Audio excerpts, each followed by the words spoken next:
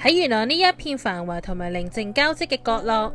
一家三口以嶄新嘅起點接手一間舊屋進行翻新。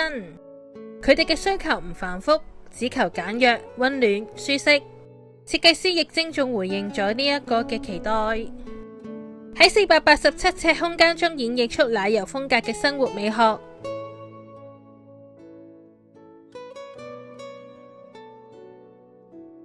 喺有限嘅居住空間入邊，點樣最大化利用每一寸土地，同時兼顧實用性同埋美學，一直係室內設計領域嘅重要課題。尤其係睡房呢一個私人空間，衣櫃嘅設計係更加影響整體空間感同埋收納效率嘅關鍵。一個以淺木色為主調嘅衣櫃，巧妙地應對了空間入邊嘅結構性限制。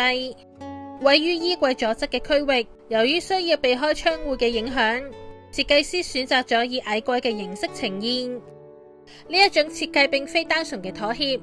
而係基於對空間採光同埋視覺延伸嘅深思熟慮。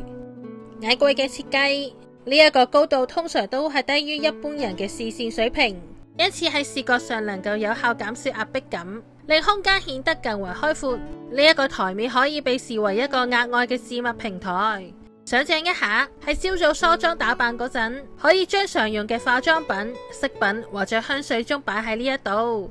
隨手可及，極為便利。此外，呢一類櫃體入邊通常設計為層板，可以有效咁樣收納摺疊衣物、內衣褲或者換季嘅配件。相較於頂天立地嘅櫃體，矮櫃嘅開合更為輕鬆，取用物品亦都更加直接。衣櫃嘅右手邊就採用咗到頂嘅設計手法，呢一種設計能夠提供極為充裕嘅儲物空間，滿足大量衣物嘅收納需求。對於收納換季衣物、棉被、行李箱等體積較大嘅物品，或者係較少使用嘅物品，提供咗絕佳嘅解決方案。喺居家空間設計入邊，廚房唔單止係用於烹飪嘅場所，更加係家人互動、情感交流嘅重要場域。近年嚟，奶油風設計以其溫暖、柔和嘅特性，受到越嚟越多人嘅喜愛。奶油風嘅核心在於營造溫馨、舒適嘅氣氛，而米色同埋木色正係實現咗呢一目標嘅關鍵色彩，能夠為空間帶嚟溫暖、柔和嘅基調，同時亦有效提亮空間，營造明亮、開闊嘅視覺效果。木材係自然、溫暖嘅代表，將木質元素融入廚房設計，能夠為空間注入自然氣息，增添溫潤質感。選擇淺色系嘅木質配搭米色系嘅櫥櫃，營造出清新自然嘅烹飪空間。米色同埋木色嘅配搭，唔單止可以營造出溫暖舒適嘅視覺效果，仲可以俾廚房空間更具層次感同埋質感。喺打造奶油風廚房嘅同時，亦都有注重空間佈局嘅合理規劃，確保廚房嘅實用機能。廚房動線嘅規劃，直接影響到烹飪嘅效率同埋舒適度。U 型廚房嘅動線分為儲藏區、清洗區、備餐區、烹飪區。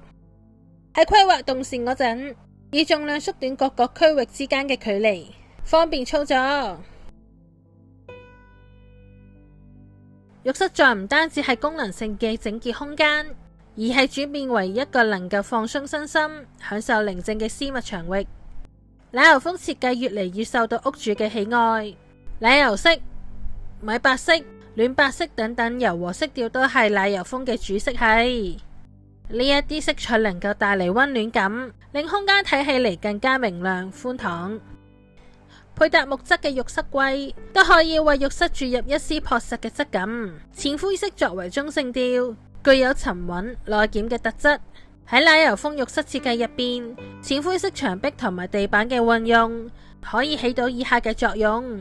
佢可以平衡奶油色調嘅甜溜感，令空間睇起嚟更加成熟有質感。加上係一種非常百搭嘅顏色，能夠同各種材質、色彩嘅元素互相協調。相對於純白色更加襟污糟，亦都容易更加清潔，